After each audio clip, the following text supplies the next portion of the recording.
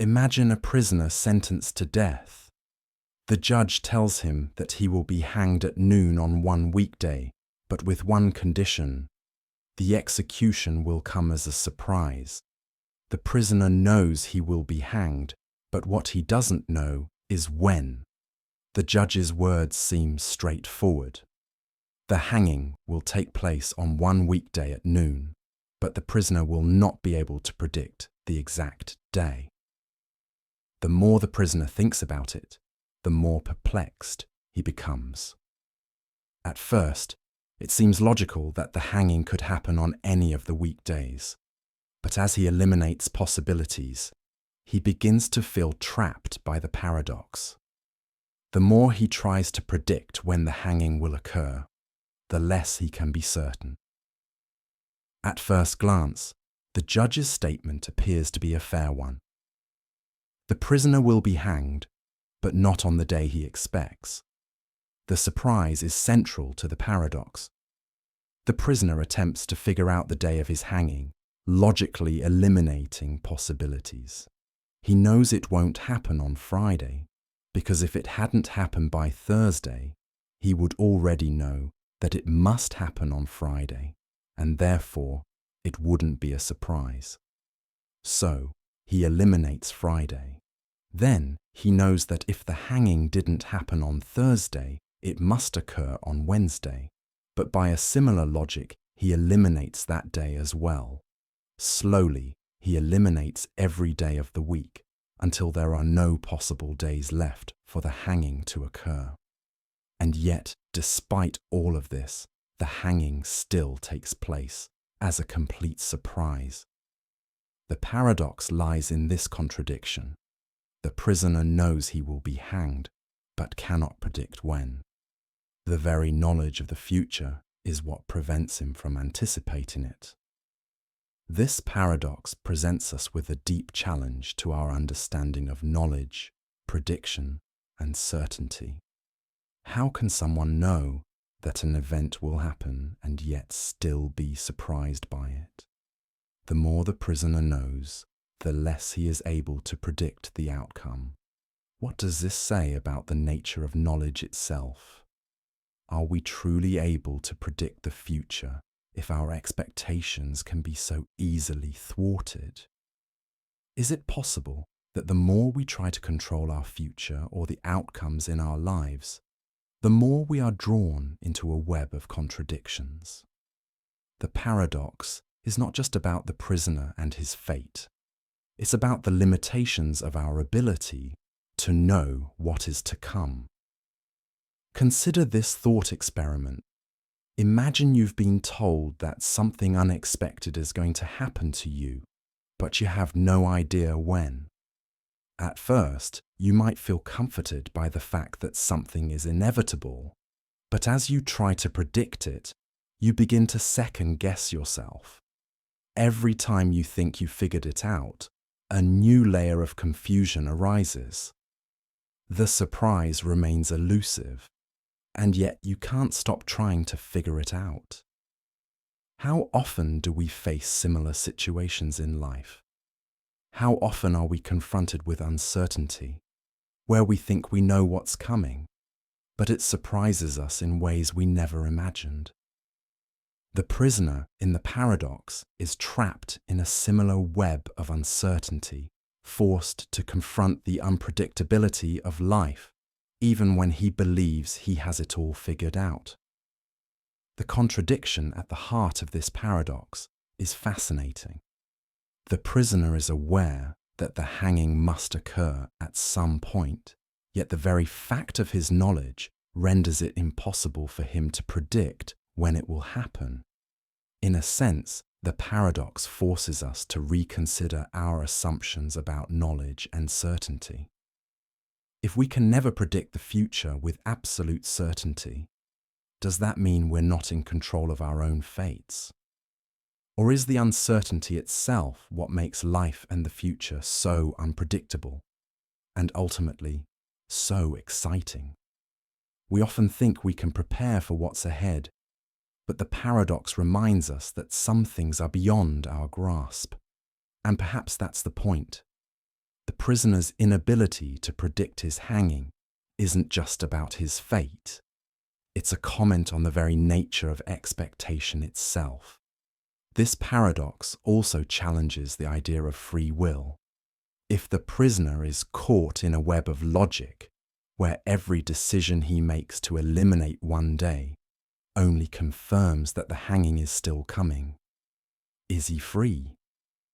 Or is his fate already sealed, trapped in a logical loop that leaves him powerless to change the outcome? Does the very act of knowing what's going to happen eliminate any sense of control, as if we're all prisoners to our expectations? As we close the book on this paradox, we are left with one unsettling truth. The unexpected hanging forces us to confront the limits of our knowledge, our ability to predict, and the way we approach uncertainty. Maybe it's not the events themselves that surprise us, but rather our own expectations that blind us to what's coming. In life, we can never truly know what the future holds, and it's often the unpredictability of existence that shapes our experiences and decisions. Imagine you walk into an ice cream shop and you're greeted by an overwhelming display of 50 different flavors. At first, it seems like a dream come true. After all, more choices should mean more freedom, right? But as you stare at the dozens of options, you start to feel a bit uneasy. You're no longer excited about the endless possibilities. Instead, you're paralyzed by them. Which one should you choose? Will you regret your decision later? The more options there are, the harder it is to make a decision. What seemed like an opportunity to find the perfect flavor now feels like a burden. With so many choices, how can you ever be sure you made the right one? This is the essence of the paradox of choice, a concept that seems to fly in the face of our expectations. We assume that more options will make us happier, but research suggests the opposite. Too many choices can actually make us more anxious, less satisfied, and even more regretful. At first, it feels counterintuitive. We've been taught to believe that more choices give us more freedom, more control over our lives. If we have the ability to choose from an abundance of options, we should be able to find the perfect fit for our desires, right? But as the paradox shows, the more choices we have, the more difficult it becomes to make a decision, and the more likely we are to feel dissatisfied afterward. This is particularly true when we are faced with a wide range of options that force us into constant comparisons. We compare ourselves to others who may have made different choices, and we wonder if they made the right decision. We imagine that there could be something better out there, which leads to feelings of regret and dissatisfaction, even when the decision we made is perfectly fine. This is where the paradox of choice comes into play. Barry Schwartz, a psychologist who has extensively studied the paradox of choice, argues that while more options might seem like a good thing, they actually create a type of choice overload. In his book, The Paradox of Choice, Why More is Less, Schwartz explains that when we are faced with an overwhelming number of options, we often experience what he calls choice paralysis. The sheer volume of possibilities makes it harder for us to make a decision, and when we do finally make one, we feel less confident about it. The abundance of options doesn't give us freedom. It burdens us with the responsibility of choosing wisely, and that responsibility comes with a cost. We spend more time and energy weighing the pros and cons, and even after making our choice, we are left wondering if we made the best possible one.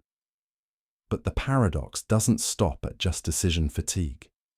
It also reveals deeper truths about our psychology and our expectations.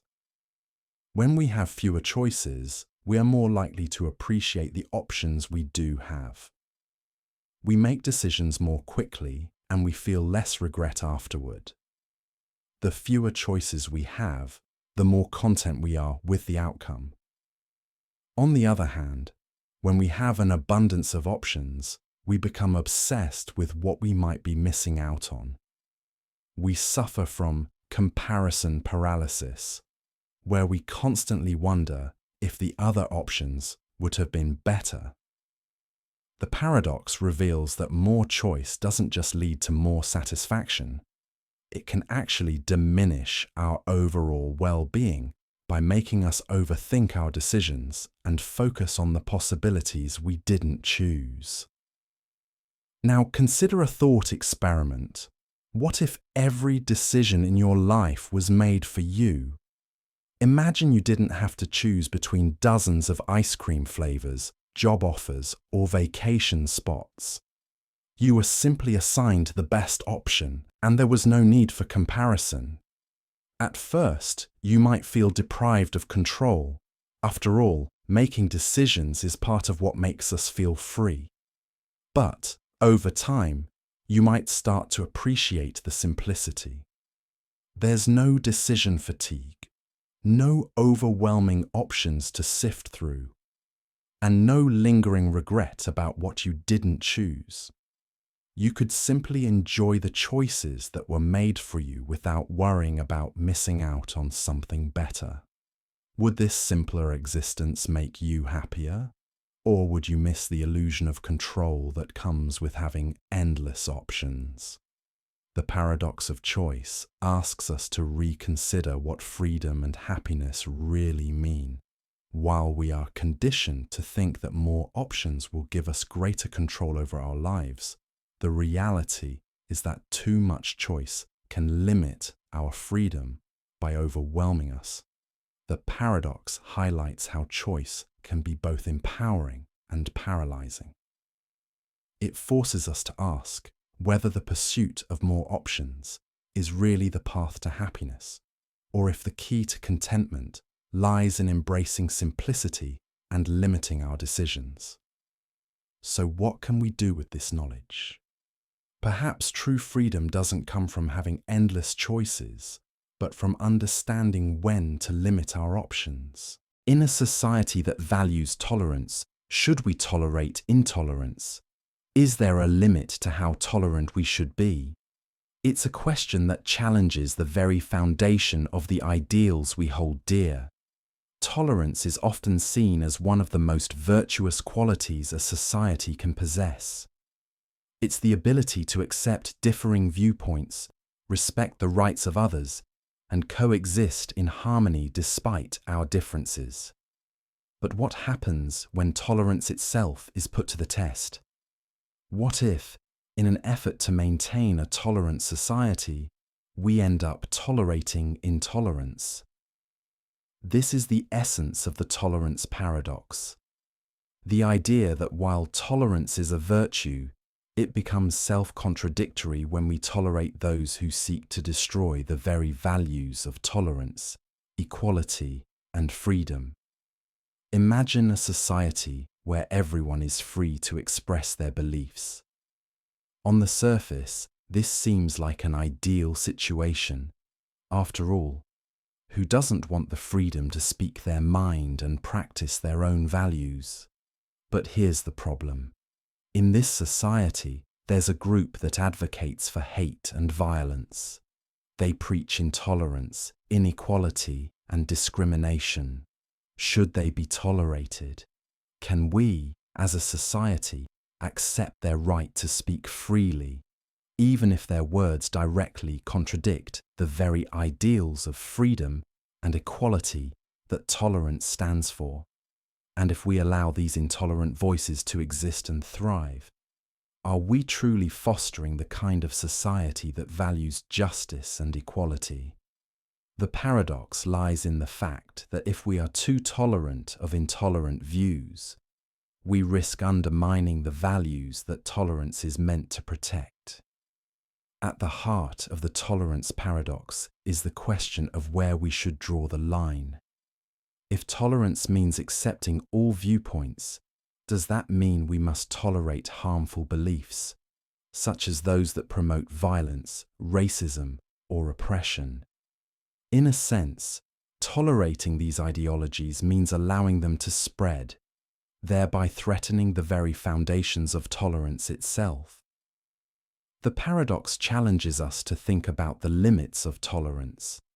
Can we tolerate those who wish to destroy tolerance, or must we draw a boundary at some point where intolerance can no longer be allowed to flourish? The answer is not as straightforward as we might like it to be. Philosophically, the tolerance paradox reveals a deeper truth about the nature of freedom. Freedom of speech and expression is a cornerstone of democratic societies, but the paradox forces us to ask whether absolute freedom can be harmful. If one group's freedom to spread hatred undermines the freedom and safety of others, does the right to free speech still hold? The paradox becomes more complex when we consider the ethical implications. Should we protect freedom of speech even when it threatens the equality and justice that society strives to uphold? Tolerance, it seems, is not a simple matter of accepting all views. It's a balancing act between respecting individual rights and ensuring that those rights do not infringe upon the rights of others. This paradox is not just an abstract philosophical dilemma, it has real-world implications. We see it in politics, social movements, and even online platforms. In recent years, there's been growing concern about the spread of hate speech, fake news, and extremist ideologies. While free speech is protected, these intolerant views can undermine social cohesion and create divisions within society. Social media platforms, for example, often struggle with the question of whether to allow certain voices to be heard, knowing that their speech can incite violence or perpetuate harmful stereotypes.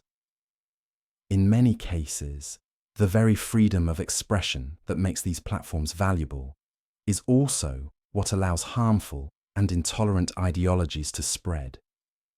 So, what do we do when tolerance itself is put in jeopardy by the actions of those who wish to destroy tolerance? Let's take a moment to reflect on a thought experiment.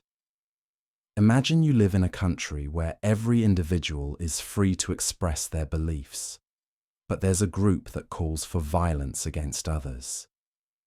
This group preaches intolerance, inequality, and hatred. They claim the right to express their views, and society has always embraced the idea of freedom of speech. Should this group be tolerated? Should we allow them to speak freely, knowing that their message harms others and undermines the values of equality and justice? Would your answer change if you were directly affected by their message? How would you feel about tolerating views that you believe are dangerous, even if they are protected by freedom of speech? The tolerance paradox forces us to confront the limits of tolerance in a complex and interconnected world. While tolerance is essential for social harmony, it also carries the potential for abuse. If we tolerate intolerance, we risk eroding the very freedoms we cherish. In the end, the paradox asks a critical question. Imagine you could travel back in time. You arrive in a moment when your grandfather is young and full of life. You see him walking down the street, and without thinking, you intervene in a way that prevents him from meeting your grandmother. Maybe you distract him. Maybe you change the course of his life so that he never marries her. As a result, your parents are never born, and without your parents, you never exist. So, how could you have traveled back in time to change the past in the first place? If you didn't exist, then you couldn't have traveled back in time. But if you never traveled back, how could you have prevented your own existence? This is the essence of the grandfather paradox, a classic paradox that challenges our understanding of time, cause and effect, and the very nature of reality itself. The grandfather paradox creates an infinite loop that seems to defy all logic. It starts with the time traveler, someone who has the ability to move backward in time. However, the moment they alter something in the past, they create a contradiction. If their existence in the future is directly tied to events that happened in the past, but their actions in the past prevent their own birth, the paradox arises. If they don't exist in the future, how could they have traveled back in time to change those past events in the first place? The problem with time travel, as illustrated by the grandfather paradox, is that it creates a closed loop with no logical origin, making it impossible to resolve. Philosophically, the grandfather paradox forces us to confront the limits of free will and causality. If the time traveler's actions in the past can alter the future in such a way that their own existence is wiped out, does that mean that time is predestined? Does it mean that every event that happens is a part of a larger, unchangeable timeline? Or is there room for choice and agency, even in the context of time travel? The paradox blurs the lines between fate and free will, suggesting that if time travel were possible, we might be trapped in a web of causality that we can't fully understand or control. The very act of traveling back in time to change something could erase the conditions that made time travel possible in the first place. But the grandfather paradox also forces us to question the nature of time itself. Is time truly linear, with a clear past, present, and future? Or could time be something more fluid, more malleable than we've ever imagined? Could the universe be a vast network of interconnected moments, where every decision and event creates countless branches, each leading to different outcomes? In some versions of the many worlds interpretation of quantum mechanics, the idea of branching timelines suggests that every choice we make leads to the creation of an alternate universe.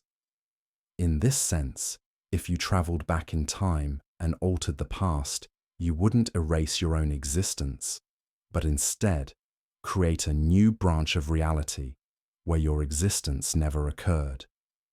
In this model, the paradox is resolved by suggesting that time isn't a singular fixed line, but a multidimensional web, with infinite possibilities branching out from every moment. So, if we entertain the idea that the grandfather paradox is possible, it forces us to rethink everything we know about time and existence. It challenges the very fabric of reality, asking whether time can truly be manipulated, or whether it operates according to immutable laws that prevent us from altering the past. The paradox also makes us reconsider the nature of cause and effect. If every action has an equal and opposite reaction, what happens when those actions contradict each other? How do we reconcile the idea of a past that can be changed and a future that depends on the past? Imagine now that you are the time traveler. You've seen the paradox unfold before your eyes, and you've realized the impossible contradictions that arise from changing the past. Does this mean that time travel is doomed to fail? Does it mean that the very idea of altering the past is a futile exercise? Or does it suggest that time travel, if possible, operates in a way that we can't yet understand, through parallel universes or alternative timelines, where the paradox never really occurs? As we consider these questions, we are left with one undeniable truth. The grandfather paradox isn't just a riddle about time travel. It's a riddle about the nature of reality itself. It asks us to consider how deeply intertwined the past, present, and future are, and how any attempt to alter one part of this intricate web could unravel everything. The paradox challenges our understanding of time, existence, and free will, and perhaps it reminds us that some questions, especially those about the fabric of reality, may not have simple answers. And if you think the grandfather paradox is mind-boggling, imagine this. A crocodile steals a child and promises the child's father that he will return the child, but with one condition. The father must predict whether the crocodile will return the child or not. If the father predicts correctly, the crocodile will return the child. If the father predicts incorrectly, the crocodile will not return the child. At first glance, it seems like a simple situation, a predictable outcome. But as the father contemplates the conditions, a strange thing happens. He realizes that no matter what he predicts, he seems trapped in an impossible situation. Here's the catch. If the father predicts the crocodile will return the child, then according to the agreement, the crocodile must not return the child. But if the father predicts the crocodile won't return the child, then the crocodile must return the child, because that would contradict the father's prediction. This creates an infinite loop where the father's prediction seems to contradict itself, no matter what he chooses. The more the father thinks about it, the more he realizes that there is no way to predict the outcome without creating a paradox. This is the crocodile paradox, a classic example of a self-referential paradox. In the scenario, the father is caught in a logical trap. The very act of making a prediction about whether the crocodile will return the child leads to a contradiction. If he predicts one way, the prediction will be false, and if he predicts the other way, the prediction will still be false. There is no way for the father to win, because the paradox itself is built into the structure of the situation. In a sense, the crocodile's agreement creates a condition where no prediction can be correct, and the father cannot rely on his own reasoning. At the heart of the crocodile paradox is the concept of self-reference. When we create conditions where an event depends on our prediction of that event, we find ourselves in a loop where the outcome seems impossible to predict. This kind of paradox is not just a theoretical exercise. It challenges our understanding of logic, reasoning, and prediction. In everyday life, we often make predictions about what will happen in the future based on available information. But what happens when the act of predicting changes the conditions under which the prediction is made? The paradox exposes the limitations of classical logic and shows how self-referential statements can create contradictions that seem unsolvable. The implications of the crocodile paradox go beyond just logic.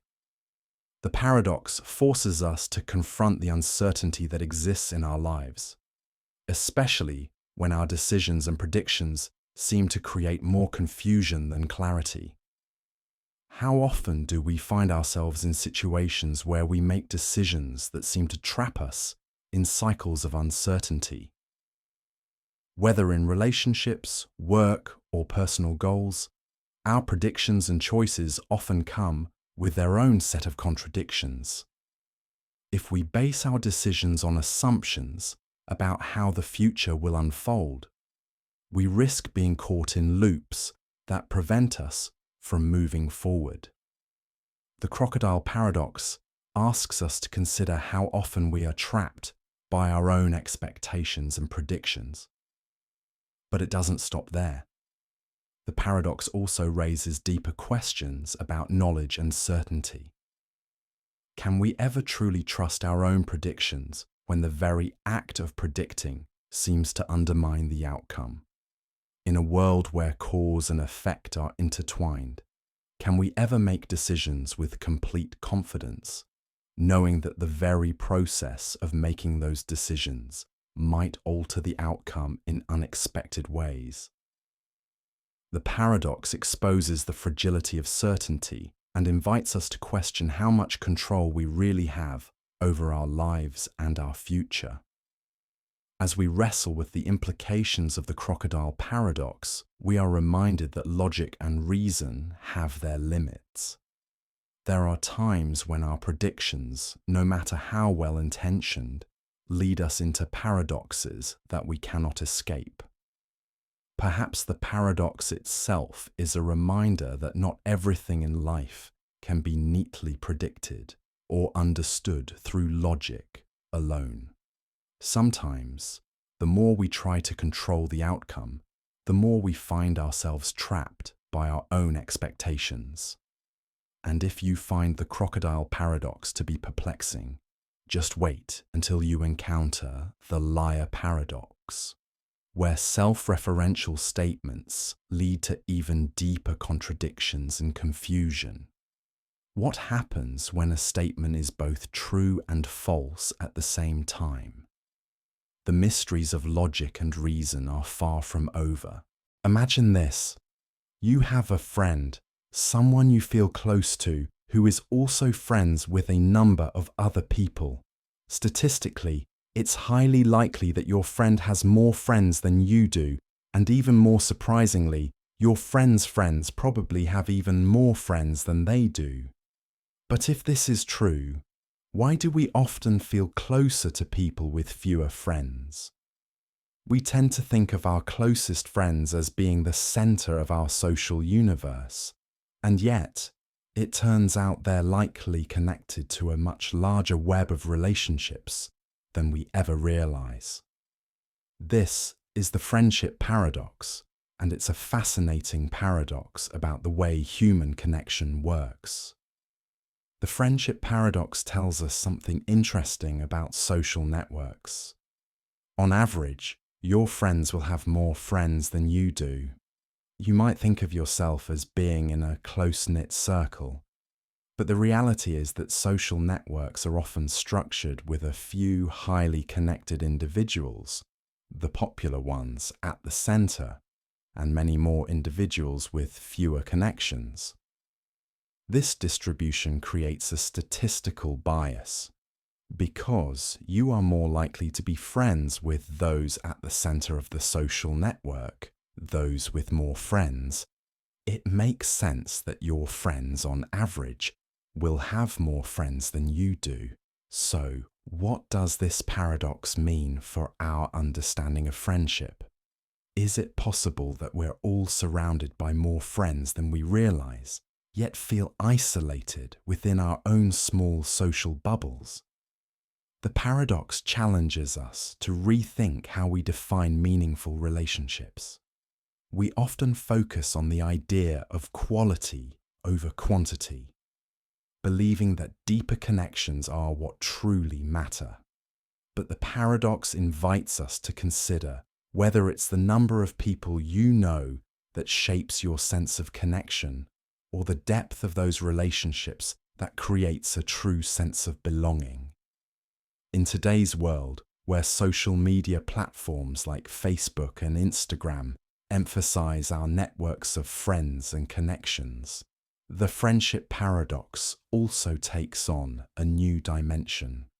We are bombarded with information about how many friends we have, or how many people follow us online. Yet these numbers don't necessarily correlate with the depth of the relationships. We might have hundreds of friends on a social platform, but the meaningful friendships that we cultivate in real life may be few and far between. Does this overload of connections leave us feeling more connected, or does it contribute to a sense of loneliness and disconnection? Social media may have amplified this paradox, making us feel like our own relationships are inadequate or less significant compared to the vast, interconnected web of people we see online. Let's take a moment to think about it. Imagine you're at a party. You're surrounded by people you know, and you realize that each of them probably knows more people than you do, even though you might feel equally close to them. Does this realization change the way you view your own relationships? When we're faced with the idea that our friends might have more friends than we do, we might begin to question how much we value the depth of our friendships. Do we truly value the intimacy of our connections, or are we distracted by the idea that more friends somehow means more meaningful relationships? The paradox doesn't suggest that friendships are inherently shallow or unimportant. It simply makes us reconsider the way we define connection. The friendship paradox also highlights the way we think about social networks in general. If our friends tend to have more friends than we do, does that make us feel less important? Or does it open up a new perspective on what it means to be connected? After all, just because someone has more friends doesn't necessarily make them more connected in a meaningful way. It's easy to get caught up in the idea that more relationships automatically equal more fulfillment, but the paradox forces us to ask, does having more friends make us feel more connected? Or does it make us feel more isolated as we navigate through a sea of connections that are at times more superficial than we might like? Philosophically, the friendship paradox challenges us to think about the true nature of connection. Is the ideal friendship about the number of people we are connected to? Or is it about the quality of those connections? If our friends statistically have more friends than we do, does that diminish the value of our own relationships? Or can we find contentment in knowing that the strength of our bonds is more important than the size of our social circle? Ultimately, the friendship paradox reminds us that relationships are more complex than we often realize.